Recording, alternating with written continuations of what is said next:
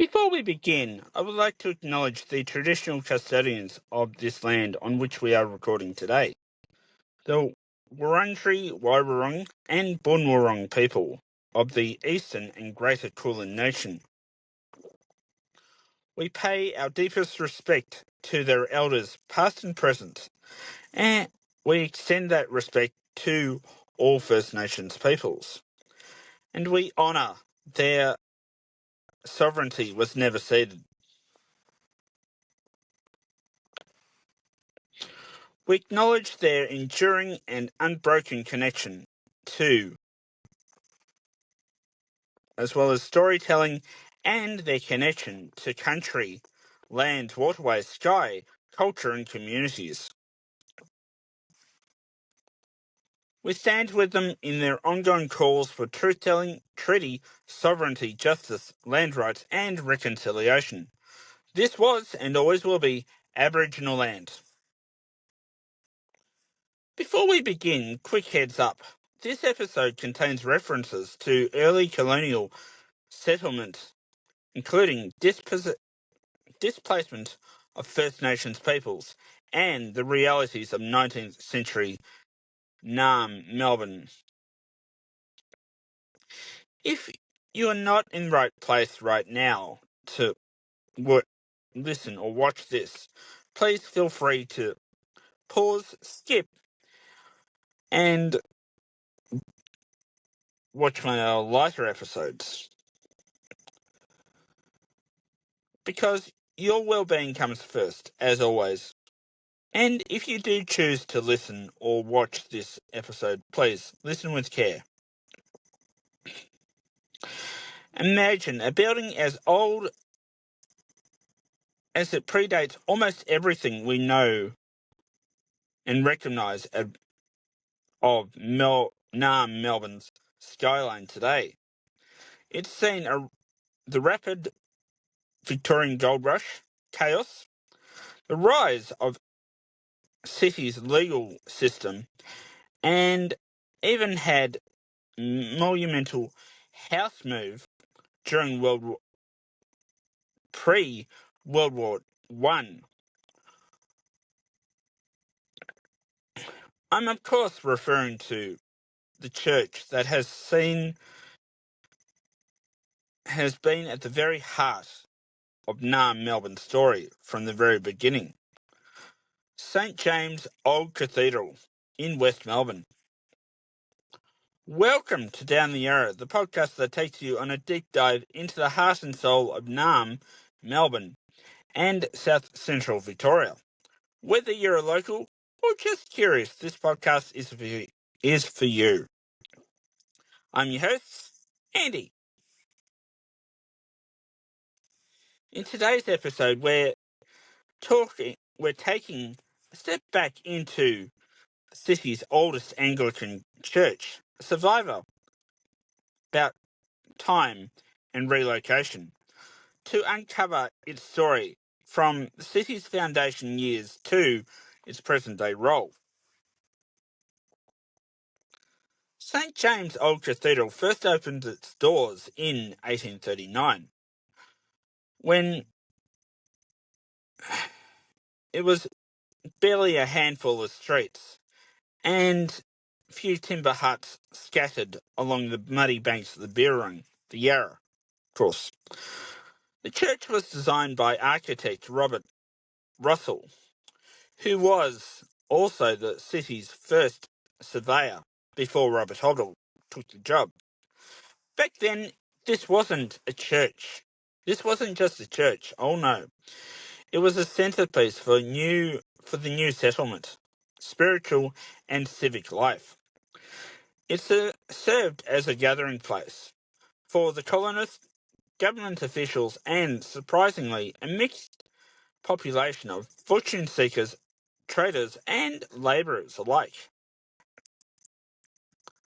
The original site was at 239 William Street in the city, at where the Supreme Court now stands, just south of Lonsdale Street.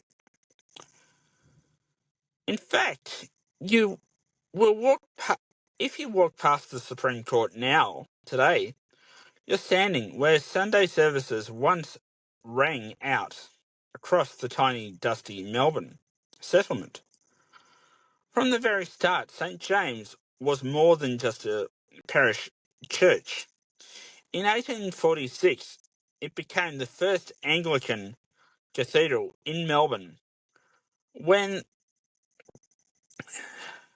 Melbourne was being established, its early clergy included Archbishop Charles Perry, who played a huge role in shaping the city's religious and educational institutions from the very start. But like early Melbourne, St. James was built quickly under bad conditions. The bricks were bluestone, were local. The roof and timber, however, was shipped either from Sydney or even Van Diemen's Land and modern-day Tasmania. Was a patchwork approach which gave a colonial charm, but at the same time meant repairs were a constant nightmare. By the late 19th century, Melbourne was booming. Gold rush transformed the city into a glittering capital, and the new churches were springing up everywhere. Most notably, Grand St. Paul's Cathedral on corner of Flinders Street, just opposite Fair Square, completed in the 1890s. St. James Old Cathedral, its status became simply St. James Church again. And as the legal precinct expanded, church found itself in the way of major development plans. Supreme Court complex needed space to expand. St. James was on the chopping block. Yet, here's the ironic twist in the story. Instead of dismantling the complex, the decision was made that the entire building should be moved. That's right. In 1913, during the lead up to the Great World War, or World War One, it was carefully dismantled. The church, brick by brick, stone by stone, and it was catalogued every piece and reassembled at its new home at the corner of King and Batman Streets in West Melbourne, just behind Flagstaff Gardens. It's one of the earliest, hence most ambitious heritage relocations in Melbourne's history. In 1914, St. James was reopened in its present location. Although the world was on the brink of war, church continued to operate as a parish, serving a growing community around West Melbourne and North Melbourne, respectively. The move didn't diminish its historical significance. In fact, it helped save the building from eventual demolition. So many of Melbourne's early colonial structures were lost during the 20th century. Today, St. James Old Cathedral remains and is an active Anglican parish church. It's known for its traditional services, community outreach, and the role in preserving early Melbourne's heritage and its and Melbourne's early heritage, should say, sorry. The building itself is a time capsule.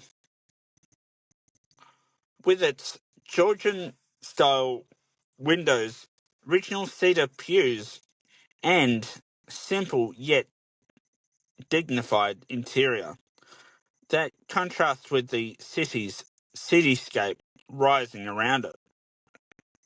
It's also a popular wedding venue site for heritage for heritage tours, giving visitors a tangible link to Melbourne's early European settlement years.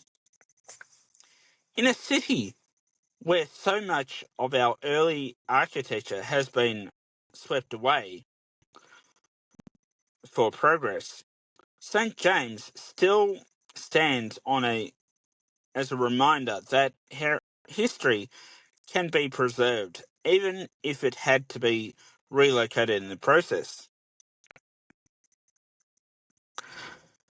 It's not just a church, it's a symbol of the city's shifting priorities. From small colonial outpost to bustling metropolis that it is now. As we all know, perhaps most importantly, it's a story about adaptation, about how even a building made